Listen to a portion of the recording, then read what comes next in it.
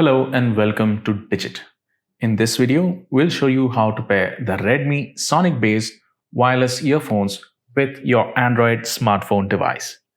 To begin, ensure that the device is properly charged and that you read through the user manual to understand exactly how to operate the device.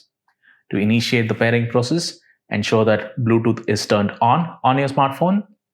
Next, come to the device, pick up the right-hand side pod and keep the button pressed. That is the power button or the multifunction button that is towards the bottom, pressed for a couple of seconds. Once the device is active, on the front side of the pod, you can see a little LED indicator at the bottom that starts blinking in white. When that happens, open the Bluetooth settings panel on your smartphone and refresh the list of available devices. You can see that the Redmi Sonicbass earphones has now appeared in the list. Tap on the name. Your phone will now give you a confirmation prompt. Tap on pair. And that's it. You can see that the device is now connected.